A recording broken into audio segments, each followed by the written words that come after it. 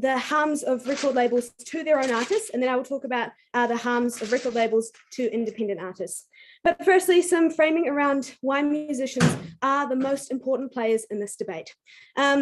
We tell you that music frames pop culture. It frames our attitudes, it frames our political movements. We tell you that music soundtracks the cultural zeitgeist. We have people like David Bowie, right, releasing Space Oddity at a time when like man is walking on the moon. We tell you queer culture defined by figures like Madonna, like Gloria Gaynor, who's releasing, you know, I Will Survive. This like soundtracks the underground queer culture of the 80s and 90s. We tell you that this music is fundamental for culture.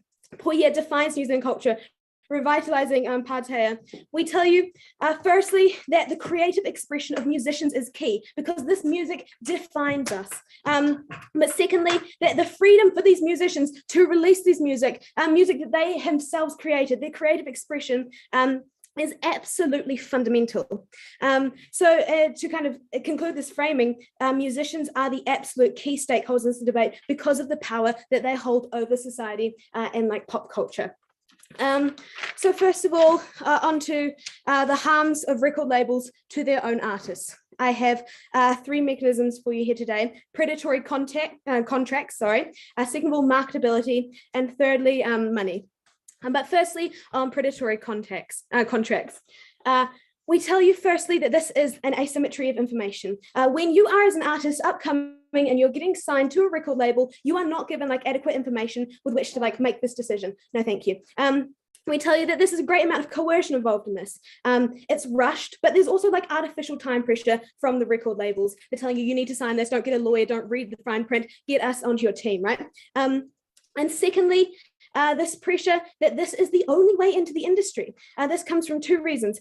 First of all, because they are telling you this is the only way, and this is the only way you'll be successful. This is the only way you can make any money doing your dream, your passion, right? But secondly, because there is an artistic monopoly over the industry controlled by these kind of like record labels, these massive like conglomerate corporations that absolutely have a monopoly over the system. We tell you that two things happen after you get signed to a record label. First of all, immediately everything you make, all your IP belongs to them. Okay, so first of all, this is music, right? And we see harms in this because everything you make fundamentally as an artist is now part of their like what they own, but it also looks like your interviews, the things you say, your quotes, anything that you say that can be like commercialized now belongs to them. It also looks like artistic expression, album covers, like even like your innermost thoughts. If it can be commercialized, the record label will have clauses in which that they can commercialize upon that. This looks like, for example, Taylor Swift with her scandal with Scooter Braun, and that like she physically does not own any of the art she has made since about age 15. That isn't even like album art covers. This is nothing. She has to start. Yes, I'll take it. Do you not recognise that she's much better off now though because of that deal that she would have been without it? Do you know the struggle, the immense amount of pain and trauma Taylor Swift had to go through to get back her music? She's having to re-record every single album she's ever made since age 15. She's having to go through that heartbreak again. Like we see absolutely, this is not an ideal situation for Taylor Swift. But secondly, there is another option here from these record labels that actually they hold on to you for ages and they don't let you release anything. This is because of the predatory nature with record labels will get like emerging threats. Say Justin Bieber is having like releasing an album. They'll get anyone that's like kind of threatening Justin Bieber and they'll sign on to them and then they'll lock them away in the vault and then they won't let them release any music whatsoever. But of course you're going to sign, right? Because this is your only chance to stardom. Finally, we tell you that this is like, you simply cannot leave. The clauses in these contracts, you cannot get out of them. This looks like within the K-pop industry, like you cannot leave these contracts that you have. You're essentially like stuck in the basement. There's the term like the SM Entertainment basement that you cannot get out of as an artist. So we tell you that like there's no meaningful consent involved. Long term, this looks like someone like Britney Spears who actually like does not have control over her own life just because of the nature of the record label that has like controlled her since she was like a young teen. Second of all, though, marketability. This looks like, firstly, the songs you have to release are scrubbed clean. This is for radio play. This is monitored. This is inauthentic. We tell you that when you have to like release these songs, they have to like appeal to a wide audience. That's the nature of the record label. But secondly, you yourself have to be appealing. Correct? You yourself have to be like traditionally attractive or traditionally palatable to the audience. This looks like, firstly, heteronormative standards. When you're releasing like a pop song, you have to use, like, if you're a guy, you have to sing about loving girls. No, thank you. But it also looks like physically looking and playing into these traditional stereotypes of what you need to look like. This looks like eating disorders, like having to change your hair, your face, and essentially changing your personality to be like palatable in media. And we tell you that this in coping mechanisms, like Elton John, like the pressure of fame, like massive drug addiction, just because he could not handle the amount of like pressure that was like put upon him to like uphold this kind of like standard that he was having to present. We tell you that this is like further progresses like body image issues for society. It detracts from the music making. It suggests that only some people can make music, only if you're palatable enough, only if you're attractive enough, only if you're straight enough, and it essentially leads to like massive harmful outcomes. But finally, they don't actually make much money. Record labels make a bunch of money, right? They have an industry monopoly, they have these predatory contracts, but the artists are not actually making that much money. For example, again, like K-pop idols, they go into debt to debut, they're not paid for years, like they don't actually see many of the royalties that come from that. But even if these Western artists, these super famous artists like Ed Sheeran are getting paid a ton, right? But this is survivorship bias. We tell you the majority of these artists kind of like fizzle out. They're in this constant panic of trying to be successful, trying to prove to their record label that they can actually make something, and they're not actually making much at all. And like they die like that, they fizzle out. We tell you that this is like the most important content in today's debate, which is why we have effectively, like, we went on this alone. However, record labels, and this is the second point, also screw over independent artists. We define independent artists as everyone not under record labels. But we tell you this is, yes, no, sorry, I can't take it, sorry. This tell you they are competing against these mega conglomerate like corporations, correct? First of all, they're constantly competing with these artists who are producing bubblegum pop hit after bubblegum pop hit. The speed of the production that record labels pump out, and they like have furious all or nothing backing to these artists. We tell you, secondly, indie artists are essentially sucked into signing deals with record labels anyway. The second they get like even like a jot of fame, the record label says, "Oh, I'm going to put you in my bag and keep you in my basement," right? We tell you that actually the alternative for indie artists is they do have resources.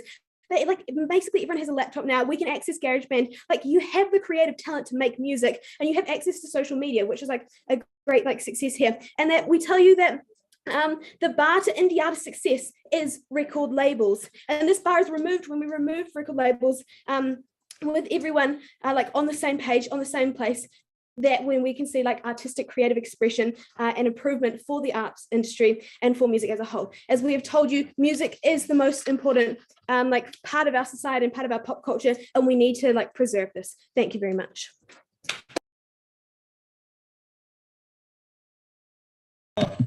Awesome.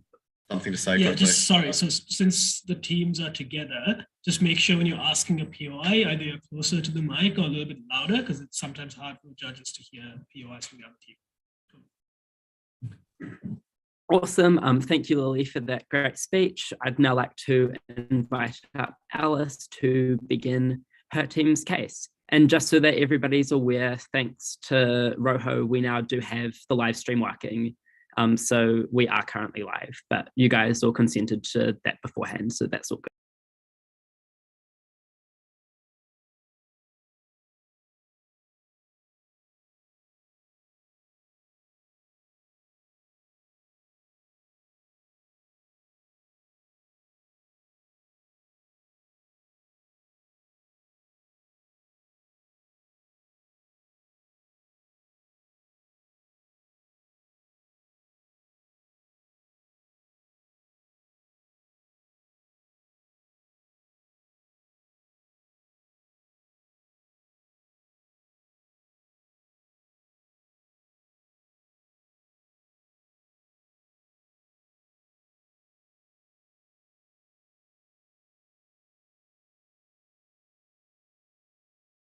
Hey, sorry. You're on mute.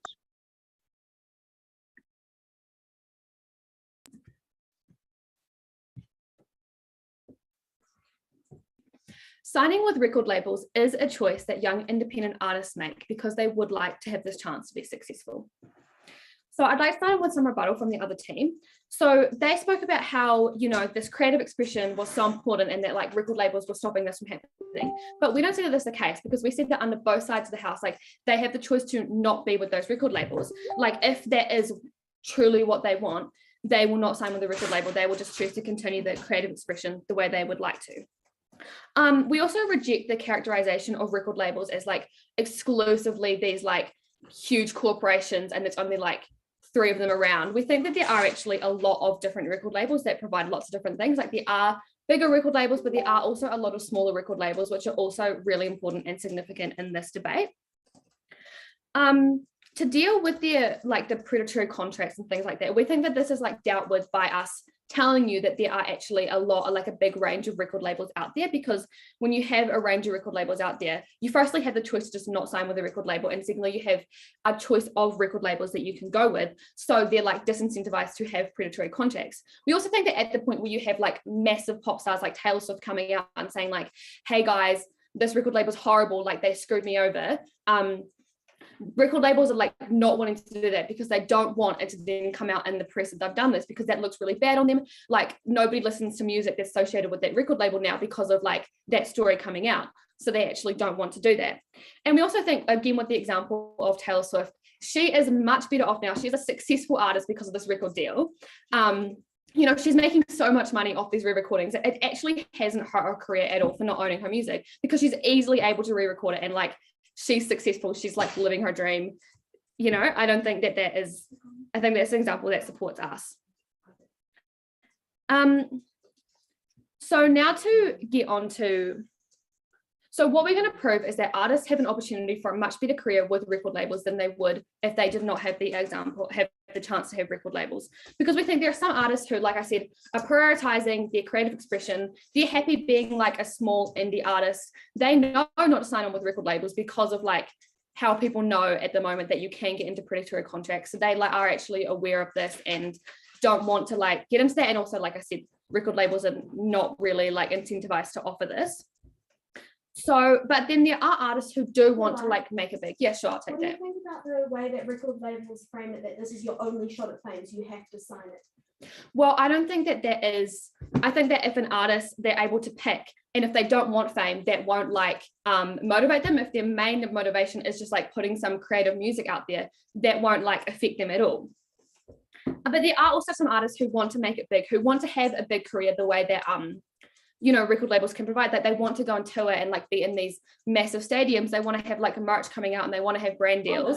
No, thank you. And we think that this is important, and record labels are able to actually offer this in a way that they wouldn't be able to access completely on their own.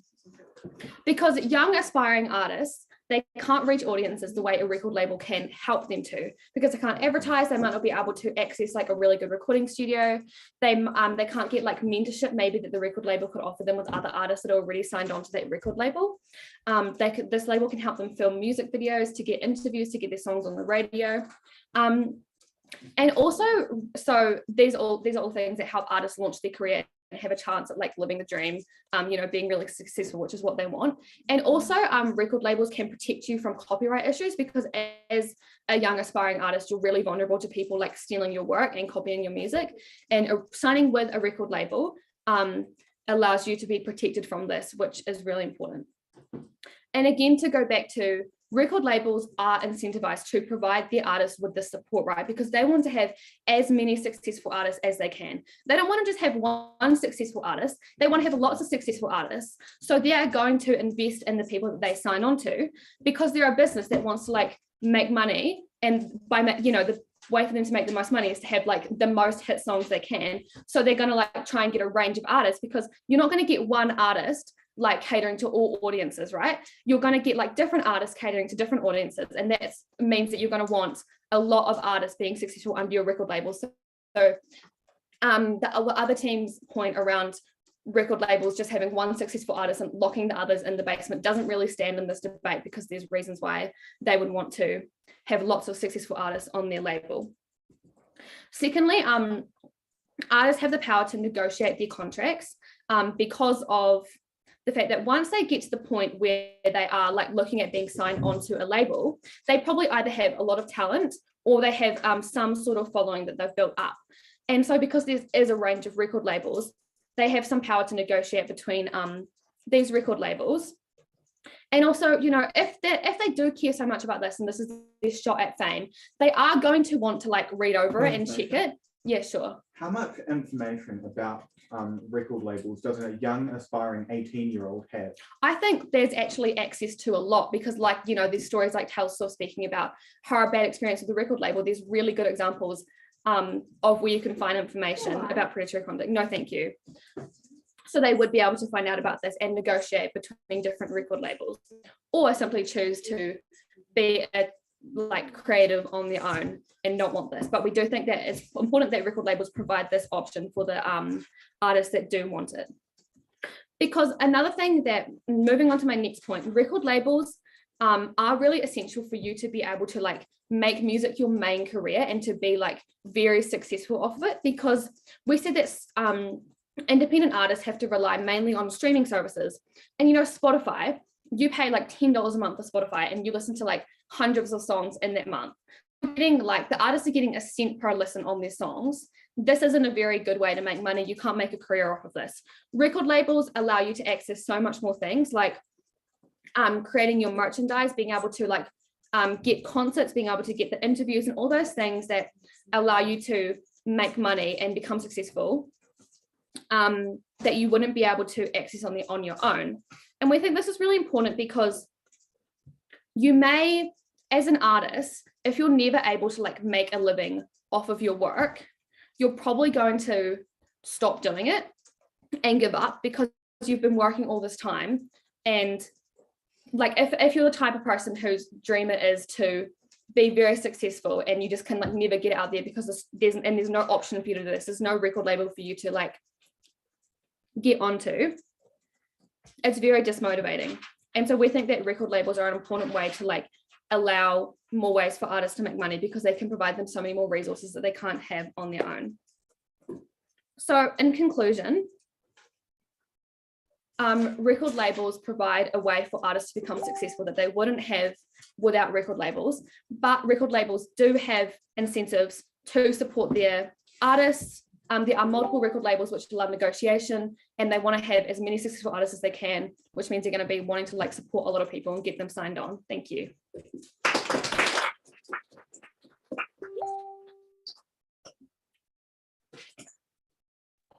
Awesome. Big thank you to Alice for a great speech. And I'd now like to invite up the second speaker of the affirmative team to continue her team's case.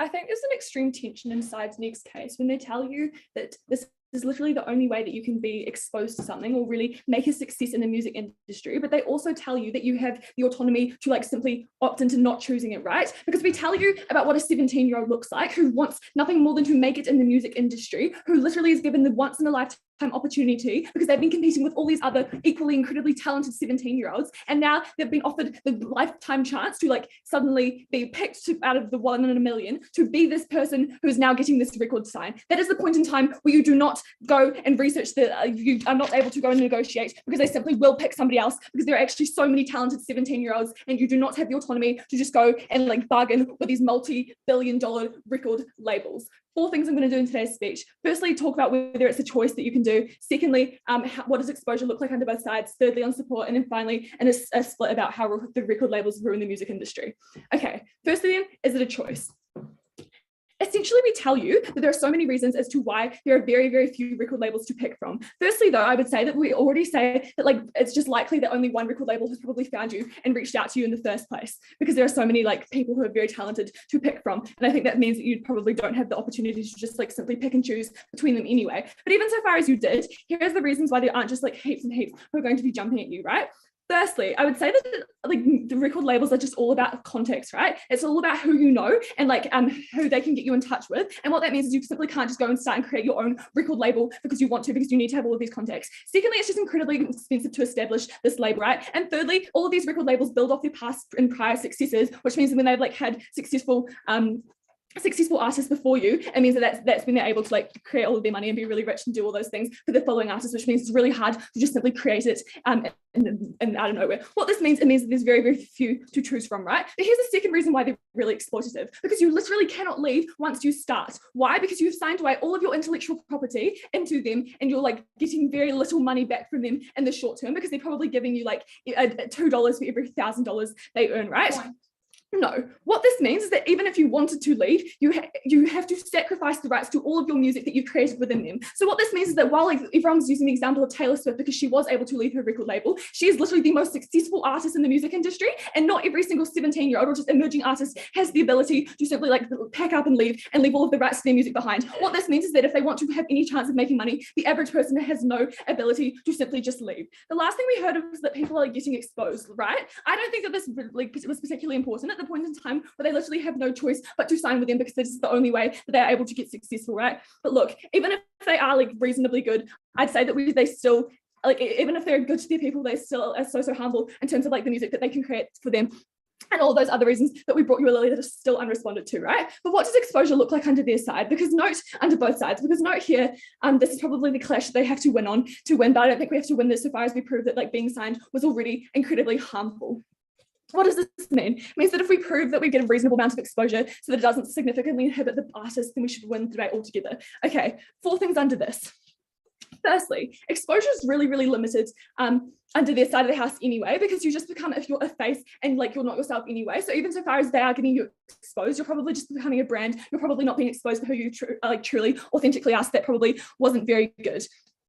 Secondly, I would say that only 0.001% of artists can actually get signed under their side, get exposed under their side of the house, and those are the ones who are lucky enough to get it. So right, even though like yes, the amount of exposure that this individual artist might get, they're overall getting far less exposure than you would under either the status quo or what we told you what we actually stood for wasn't even the status quo. It was a world where these record labels didn't exist, and therefore it'd be so much easier to break in because the bar is so much lower, right? But secondly, thirdly, let me build some more substantive here and say that they actually literally take away exposure from like certain artists, right? Because if they see like certain rising teenagers as like threats, they're going to sign them just simply to like to simply stop them from like being a threat to the other artists that they have signed. But fourthly, they literally block out other artists from getting exposed because record labels actively try to hide all like the non-signed artists and all of those indie ones.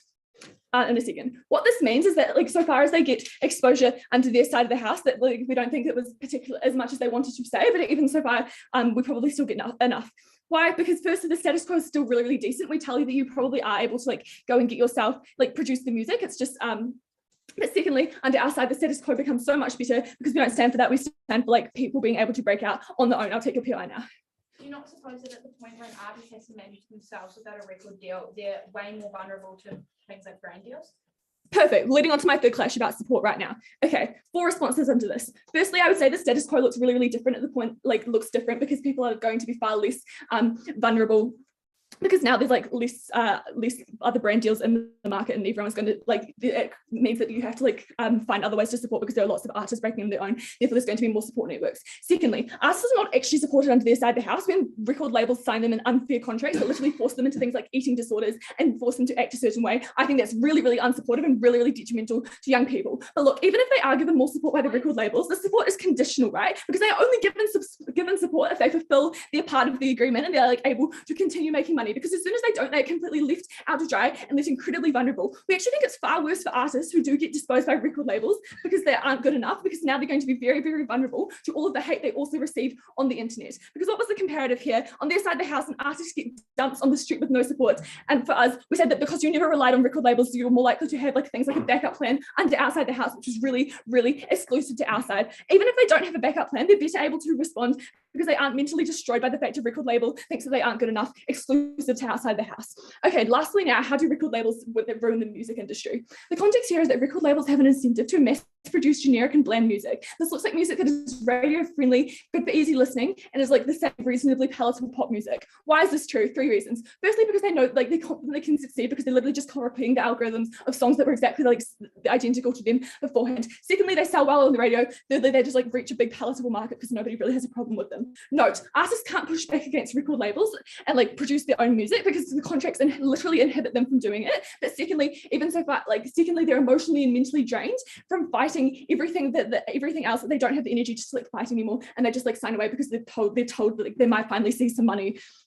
What does this mean? It means that you ruin the music industry with boring and generic and tasteless music because it's all the same. Why is this bad? Firstly, because people can't enjoy music as well, because it's generic and it's unenjoyable. Because what music used to be was this outlet for like listening to when you're like sad or happy, because it reflected your emotions, because it like makes you feel less alone because somebody's been through the exact same thing and they're really validating everything and they're assuring them that they're like, there's an out and you'll be okay. Secondly, people can't access the music that they would actually enjoy because it gets crowded out by all others that aren't in the public eye because like these record labels like hiding them. Thirdly, artists completely lose expression because they can no longer make music that makes them happy and express themselves and influence generations because they became the face of music and not an artist at all. And fourthly, then we're no longer able to comment on society or deep concepts. We lose the element of accountability and scrutiny, and we no longer encourage others to think critically. Why do we care about this? Because they are literally destroying everything that music stands for, right? Which is supposed to be an outlet, a creative expression. It's supposed to comment on society. It's supposed to allow people to enjoy it. On our side, people are able to make music that is authentic, that they love, that can serve as an outlet because they're not being manipulated by a company who take away their freedom of expression. Because what we always told you that we stood for was people being able to make it on their own, because when everybody is forced to make it on their own, everyone is like being measured by the same metric and not just being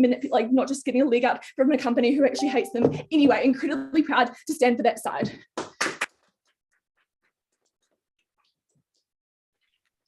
Awesome. Thanks to Sophie for that fearless speech, which will be sure to go down in debating folklore. I'd now like to invite Rowan to speak now.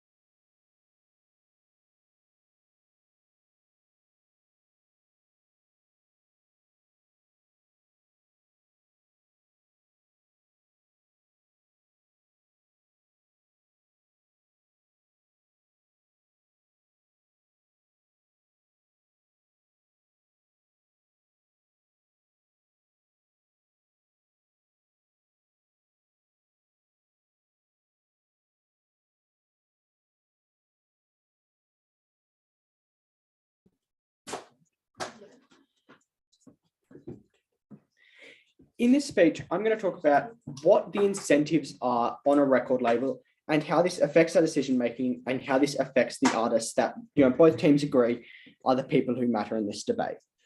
So what are the incentives on a record label? You know, but you know, in the least, like, at the simplest, their incentive is to make as much money as possible because that's how a business works. So in terms of what kind of music, that means they support and what their contracts look like. So contracts, a record label is incentivized to produce a non-predatory contract, because if they are signing on artists to predatory contracts, they are going to receive bad press from these artists, you know, if they choose to sign on, or you know, will just struggle to receive artists in general, which means they are unable to, you know, make money because they don't have any artists signing onto their onto their labels. And you know, when a artist complains about a contract, this is really significant because people talk about it. Like, people listen to music because they connect with it, because it represents, they find, it connects with them. And no, thank you.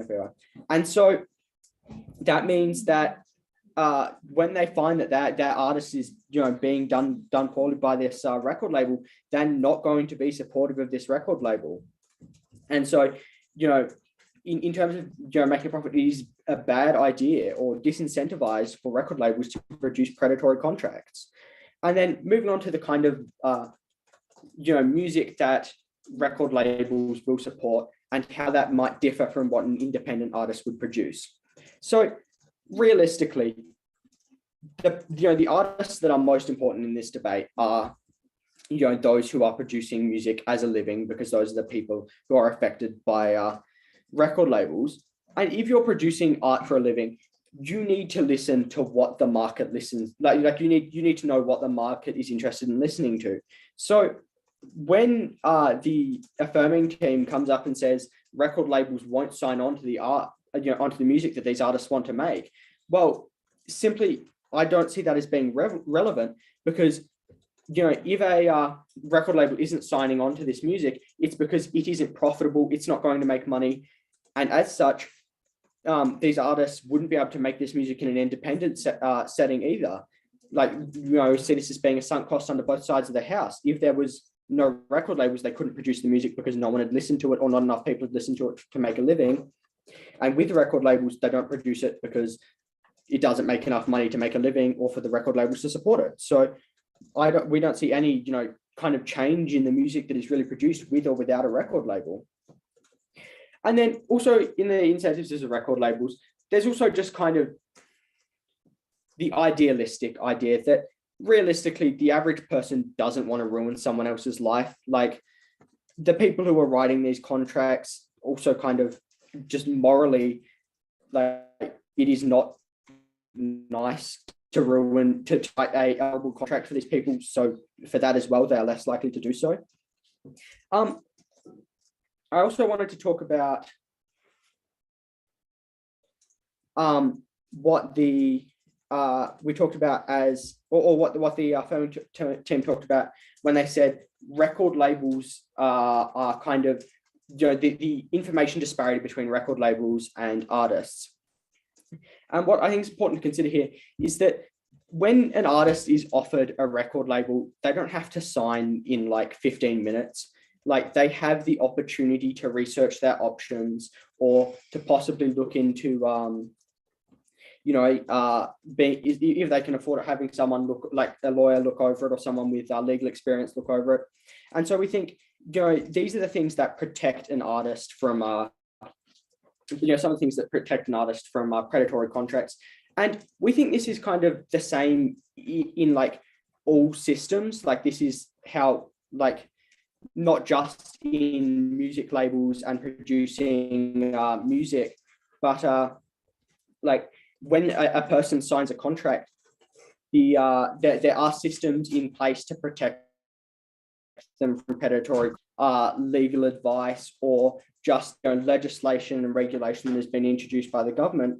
And so we think these things also apply to help reduce the number of predatory contracts that we see these artists being signed on to.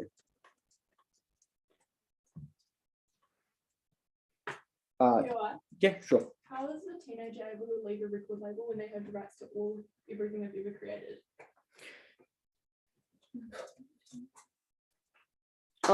Simply because, like, first of all, when we're talking about teenagers being signed on to record labels, I don't think this applies to most of the world. In most of the world, there's regulation around when someone is able to sign on to a onto a like a legally binding contract, and normally that is an age where they're able to make rational decisions, and so are possibly or very likely able to recognize that a record label having access, you're owning all of their things, is unlikely to happen.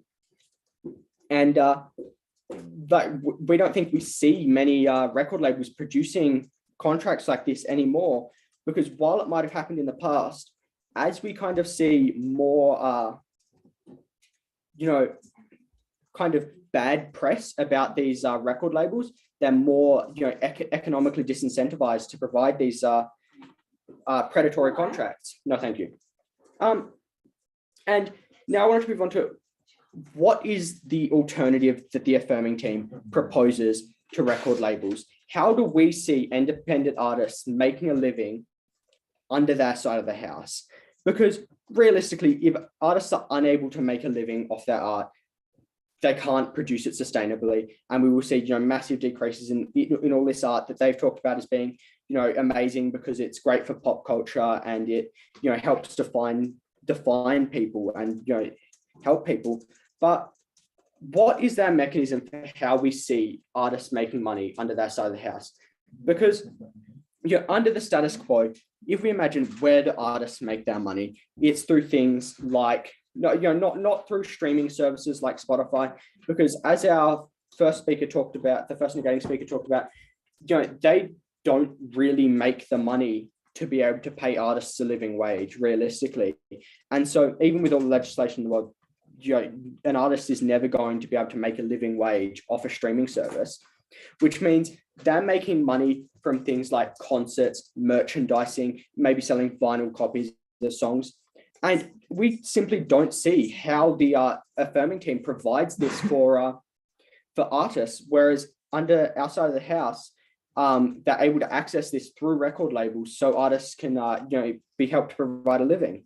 Like, we don't see how artists are able to do things like organize concerts, organize merchandising, organize supply lines all on their own, especially when they're talking about that inability to make good decisions over contracts is what the affirming team proposes, whereas this would put them in a situation where they have to make a lot more of these decisions. Thank you.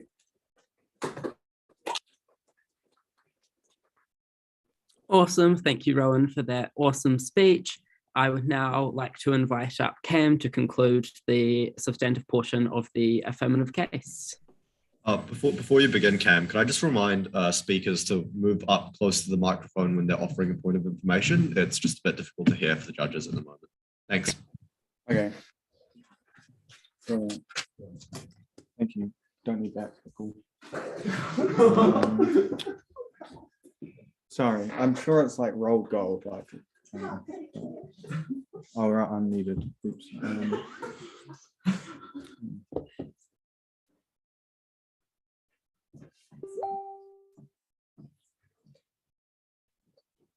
When a record label is so exploitative and tries to sign you into all these predatory contracts, why is it reasonable for the negating team to come up here today and pretend that you have any form of choice in today's debate? We tell you it's not. Two clashes for you today. Firstly, what the market actually looks like, and secondly, subsequently, what does it look like for artists?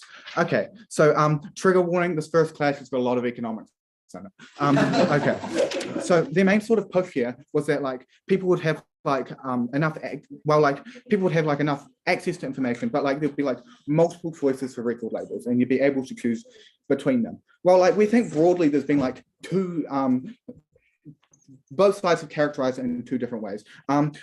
They've sort of, well, to use the economics terms, they've sort of characterized it as more of a monopolistic competition, which is the best ever case they could get. And we've sort of characterized it more as an oligarchy. Firstly, why is our characterization more compelling, right?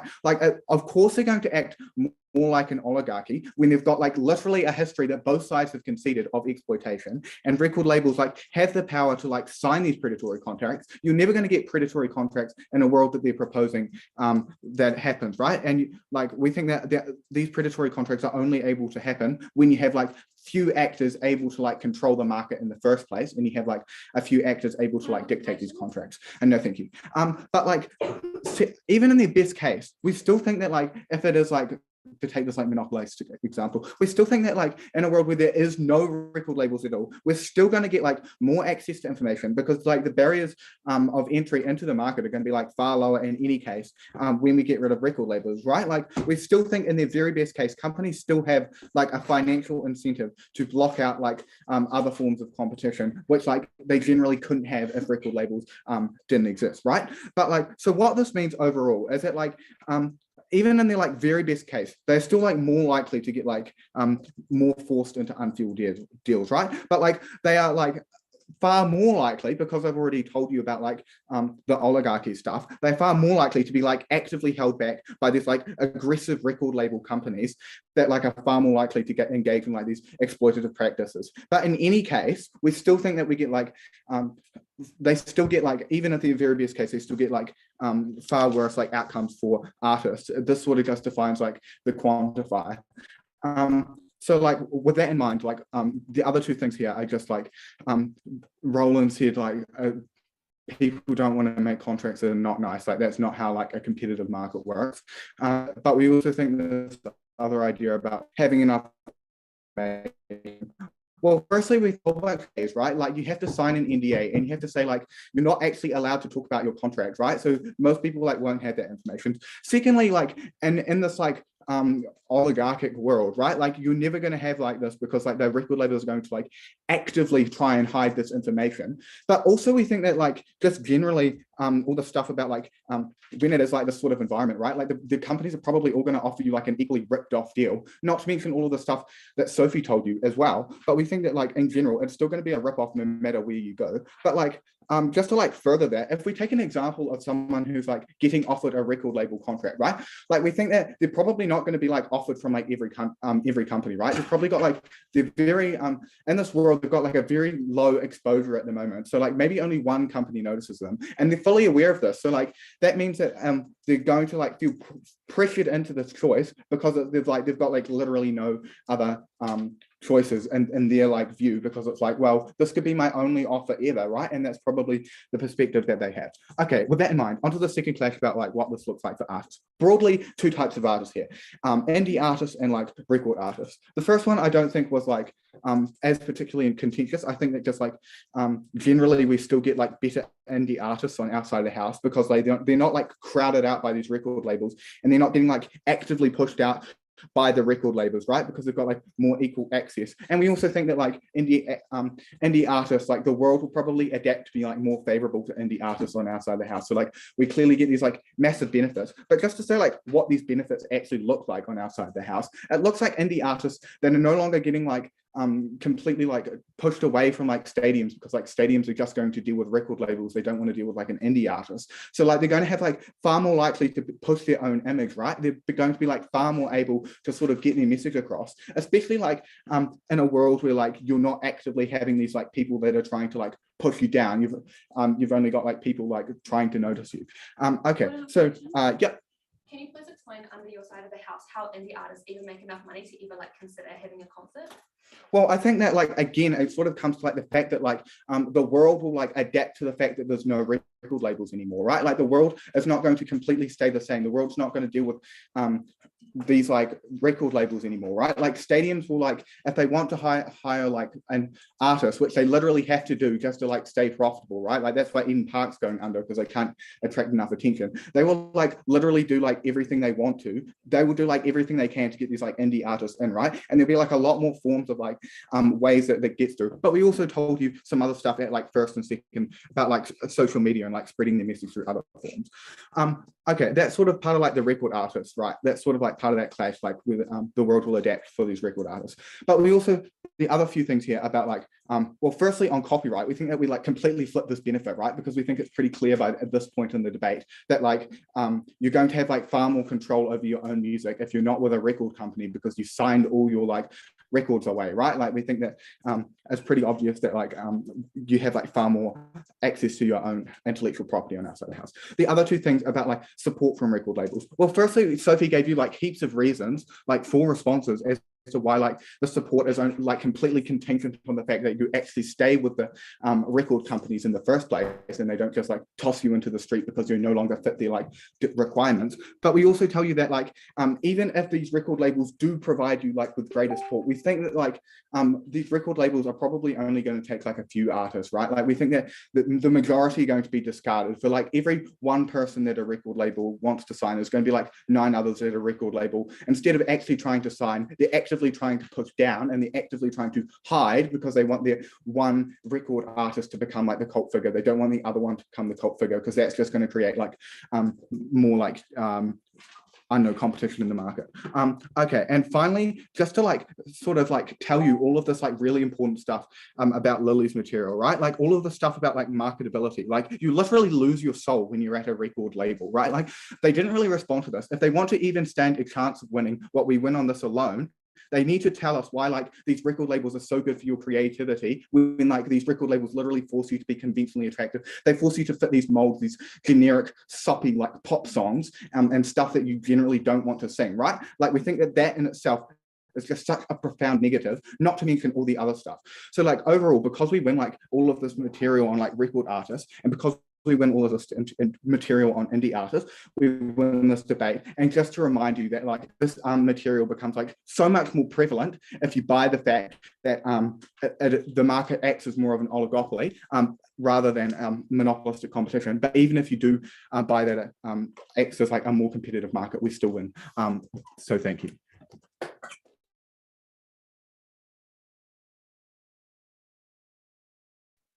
Awesome. Thank you, Cam, for that fire speech. I would now like to invite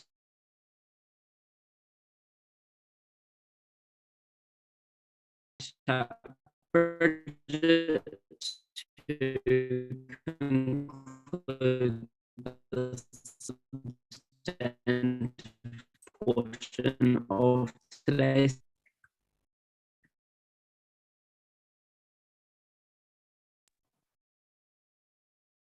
Can you hear me clearly? Yeah, we can hear you clearly. I think Rob was just breaking up, but we can. Recording stopped.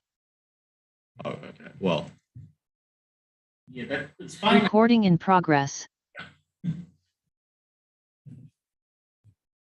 Yeah, Otago, are you still there? Yeah, Otago's still here.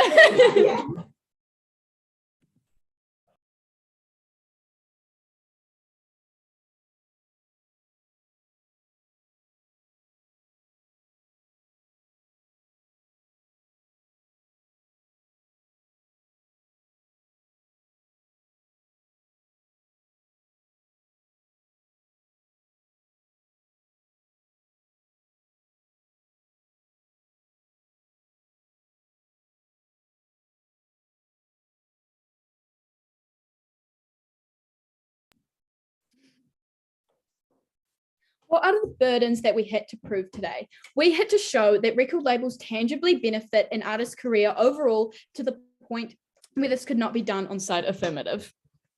Side affirmative had to prove that artists will still be able to manage their career on their own, as well as they will still see gains in their music careers, whether this is financially or through personal goals. So 2 main points of clash today. Firstly, what is an artist's incentive? And secondly, what role do record labels have on an artist's career? I'd first like to start off by pointing out the fact that if affirmative's points hinder on the fact that they have to prove that artists are less vulnerable under their side of the house, as this is what they came out and said about, record labels being extremely damaging to these artists. But what I will continue to reiterate in this speech is how they lost when they failed to realize that there are still things like brands and radios and all these deals that you have that you don't, that if you are not part of a record deal, that you will have to sign yourself, and all other aspects of the music community that put these pressures on these artists and they make them extremely vulnerable. And it also talks about the palliative aspect of music and how music plays a role. So firstly, moving on to my first point of clash on what is an artist's incentive. So what has kind of come out in this debate is, whether does an artist primarily want to be famous, or what are the goals of an artist? So we've kind of talked about how artists, some artists just want to express themselves. They might not want to be there as a primary, main income. And then there is also being famous and having exposure, etc. So talking about just on the artist's expression, what the affirmative team kind of characterize our case is that we want everyone to be in these brand deals. In these record labels. We think that they should just still exist for the people that want these exposure. But we are certainly, we don't have to stand for everyone needing to be in these brand deals. Record labels. So we think that this is key. Secondly, on the people that primarily want to be famous, have exposure. So at the point where we prove that even one person benefits from the exposure of a record label, we prove that we tangibly help people at this point. You know, and Affirmative failed to realize that when they talked about the palliatability of, you know, music to artists and how, you know, like brand deals only want people that are palatable to the society. They realized that, you know, brand deals, like they have their niches and they take on artists that fit their kind of like aspect of their record label. So that was a pretty small point of question. Secondly, what role do record labels have on an artist's career? So they talked about, you know, like record labels owning anything you make under like their help. So like, okay, first of all, like an artist is highly like unlikely to be binded to a contract. So, you know, you go into the record label, you're not going to be sitting there as a 17-year-old facing like 3 people that own this record label. You're likely to be going in with a lawyer or going in with the knowledge that, like, you know, because it is out there, the fact that you are extremely vulnerable as an artist at that point. And we think at that point, record labels, you know, like even if you don't join this record label, we talked about small record labels that, you know, there are actually like tons of record labels. They don't have to be these huge, like Sony Music, things like that, which we think Affirmative mischaracterized in this debate. And so they talked about like when a person leaves their record label, they're just completely dumped on the street, you know. And we think that even again at the point where an artist is pushed into the industry, they've made steps in the industry, they're not going to be dumped on the street and that is going to be completely erased. Yes, maybe they don't own the music that they produced with them, but that's still under their name, that is still under their influence. They still have that influence on the music like industry. They can go out and produce more music. It's still going to be under their name. Yes, they might not be earning, you know, profits on that, but that still furthered their career at that point. We think at the point where an artist is not under a record label and they have to control it for themselves, they are going to post things like on Spotify where you literally earn every time someone listens to your song, it's like 1 cent. At the point where they're relying heavily on these apps and things to further their music career, we don't see any benefits to artists. No, thank you. So talking about how like moving on to the artistic expression and how, you know, record labels influence this. So they talked about at their first speaker and at their second speaker how this enforces, you know, like white cis ideals. First off, I just kind of wanted to go over the legitimacy at this point, because when we look at artists like Troye Sivan, Girl in Red, just as some very popular examples, these people are very influential because there are still people who want to listen to this music. They've characterized record labels as dominating and making the music industry just the top 50. Like there are still other music people that exist. Like Girl in Red is not a main top 50 artist primarily of the time. I will take your POI. Why won't they market the depth when there are only indie artists and no longer record artists? We think that this actually won't happen. We think that Spotify will become the main part. It will take in place of these record labels, and we think that when Spotify really primarily pushes the top 50, it's even worse than these record labels, because these record labels cannot help their clients who they, you know, want to build on and help.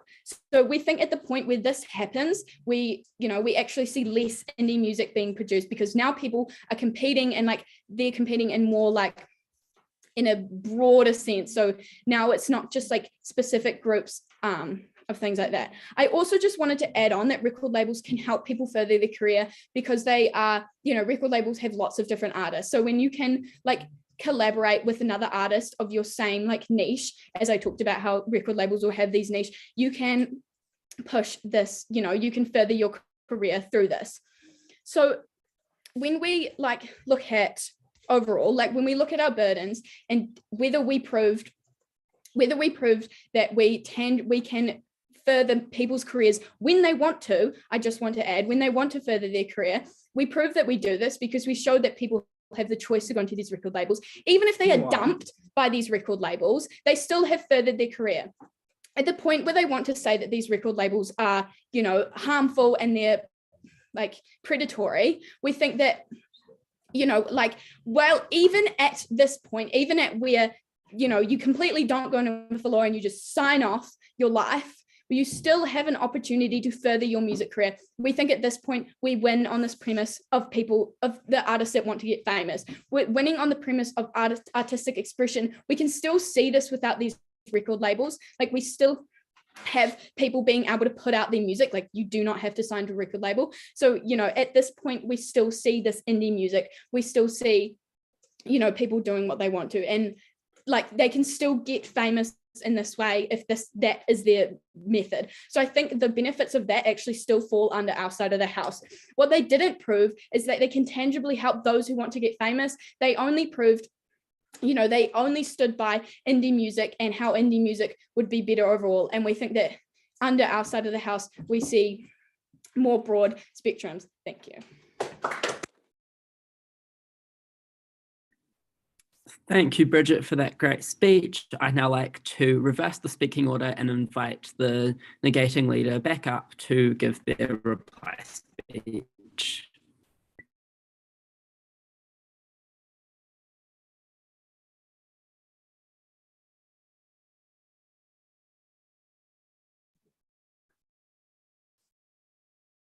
It is ridiculous to claim that these incentives, like wanting palatable people, like wanting conventionally attractive people, only exist within record labels. These are things that exist in society. So just because we remove record labels does not mean we remove like these cultural things. So what would a world, I've got 3 points of clash today. So what would a world without record labels actually look like? The next one is about what incentives are acting on record labels. And then finally around like the choice of artists and signing on to these deals. So as I said before, in a world without record labels, we still see all these things like radio stations, TV stations, people in general just kind of wanting like more palatable, easy to listen music, because that's what you're probably going to like listen to lots of the time. We still see, you know, like a popularity of conventionally attractive people over people who aren't conventionally attractive, just because like that's who people, the people who often like become more successful, because that's something that's like inherent in the music industry and isn't just like forced by record labels. We see that there is no protection for like up and coming artists for copyright. So we see them like actually more vulnerable without any record label to kind of protect them from people stealing their work. We also still see indie artists like sidelined under both sides of the house, but under our side of the house, they can sign on to a record label that is probably going to protect them. And because we said there are a range of record labels, there probably are like certain record labels that want to have like more indie artists. So they have more protection and more support under our side of the house than there is in a world with no record labels. Things like concerts, things like merchandise, all of this would be you know, much rarer, because they did not provide a way that they just said the industry is going to adapt, but they didn't mechanize how these indie artists would earn enough money to actually do things like concert, do things like merchandise, whereas we tell you that Spotify and these streaming services are just going to continue to rip them off. So a world without record labels is not like the happy, equal, or indie artists are coming famous world that they claim it is. We think the only people who are probably going to be successful under this are people who are like have rich parents who are going to like pour money into their career, and that is actually less fair than everybody having a chance to like access a record label and potentially be selected by them and become famous like by that mechanism. And then around the incentives on record labels, they've continually like characterized record labels as like completely evil corporations who are just like out to get as much money from you as they can. And we tell you that this is not true. They want to, yes, make money and sell music, but in order to do that, they need to avoid really negative backlash. And at the point where artists are able to come out and be like, actually, these people have screwed me over, they don't want that to happen. They want to avoid that at all costs. So they're unlikely to offer a lot of predatory deals. Also, they've said that if an artist under their record label isn't successful, they're going to be like thrown out onto the street. Again, record labels are incentivized and have the resources to provide support for a range of artists that they've hired, right? Because they can hire artists across genres, across people's different music tastes, like indie artists versus more mainstream, and also on different levels of success, because all of these artists are ultimately like gaining them profit and supporting them. So there's no reason why they wouldn't want to do this. They may have one artist that they push a little bit more to be in mainstream success, but they have the resources to also support a large range of other artists. And finally, moving on to like the choice of artists around signing on to these deals. Well, you know, firstly, we said there's not a lot of predatory deals out there because record labels are not incentivized to do this. And we told you that artists have like bargaining power, because at the point where they become successful enough to get onto a record label, there's a couple of record labels they can probably go and talk to. They can choose to remain independent if that's what they would wish, if they don't think the deal is worthwhile, because, you know, if that's what their real priority is, they're not going to be swayed by a deal of becoming famous. So on our side of the house, we provide a chance for these artists to become successful, but also a chance for them to have creative expression. Thank you.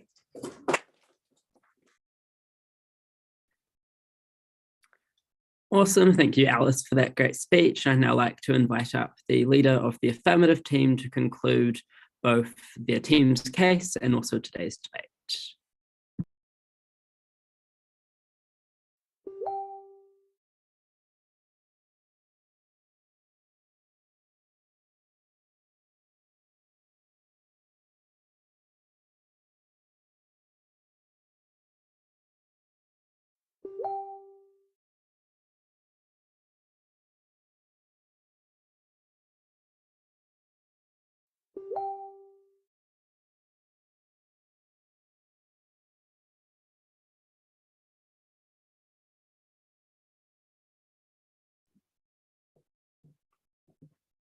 Panel, today's debate was never about whether an artist has a better chance with a record label or as an independent artist. It was whether we prefer a world where people actually can be independent artists, and in a world where you literally remove all the advantages you get when you signed a record label, if now every single person has the exact same opportunities, whether you get better outcomes for their artists and for the music. And I think we are the only side that actually engage with our proper case, and we win. 2 questions to ask yourself. Firstly, are these exploitative? And secondly, what can an independent artist do on both sides? Okay, firstly, are they exploitative? Look, if all we have to do to win this debate was prove that they are by bringing up examples of times that they have literally been so exploitative, then we literally win the debate, right? Because we can point to Zayn Malik's One Direction eating disorder. We can point to the fact that the K-pop band Blackpink made their members remain under 50 kilograms, and they were only allowed to release music once every 3 years, right? Those are real examples of exploitation, and those are what we needed to prove to win today's debate, because that's how harmful they were. These are the most famous artists, right? But secondly, though, we told you they were always going to be exploitative at the point in time where you can be replaced so easily, because what this means is that you can't campaign, you can't negotiate, because the record label will literally just point at you and say, okay, next person who's not going to ruffle feathers. What this means is that you are literally competing with thousands who are probably just as talented as you, and therefore you have absolutely no autonomy to actually campaign for things that matter. But thirdly, we told you there is actually no accountability, unlike how they would have you believe, because there are things like NDAs, which means that artists literally cannot talk about how exploitative their contracts are. But we also just told you the general public probably doesn't really pay attention to which labels release which music, and probably will not boycott. But finally, we told you that there are so few to choose from that you literally do not have the power to make negotiations, because literally all you desire is to make music, is to make money, and to be successful. And in this world which they are having to engage with, this is your only way to be successful and to make money. Why?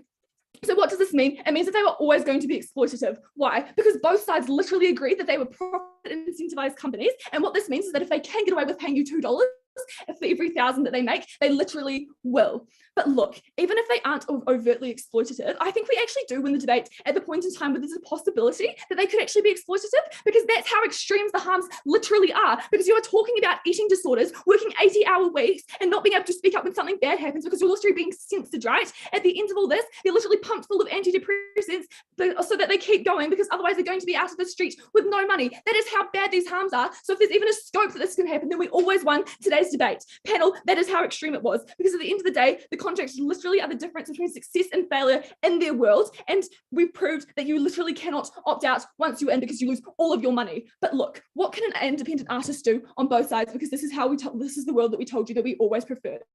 Let's engage with the negating side first. We told you that there's simply no chance to be an independent artist and not sign these contracts, because you're literally competing with every other artist who has a massive company doing everything for them. This means you're unlikely to get high exposure, because because the record label has all these so much more money than you ever had, because they have all of these contacts with all of these higher up people that you never had, that an average Joe simply will never be able to get. On our side of the house, we told you that you're able to you now release these barriers, and you put everyone on an equal platform. What this means is that the market changes over time, so every independent artist now has equal opportunities, right? Note here, we don't really buy any of the new content that they literally gave you at their leaders reply. What this means is that everybody has equal access to SoundCloud, TikTok, YouTube, and they're able to break out in their own ways for their talent and for their music. We told you they can probably also still get copyrights, right? They told the only response that we heard from them was that Spotify will still push certain people. We told you this is not going to happen when the market literally changes, and now you've got everybody with equal opportunities, because literally anybody can access Spotify.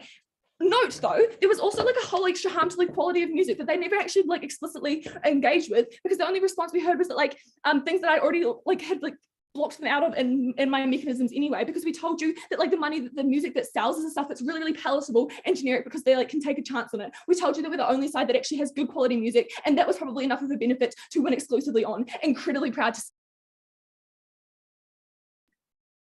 Awesome. Thanks, Sophie, for that excellent speech. And thanks, everyone.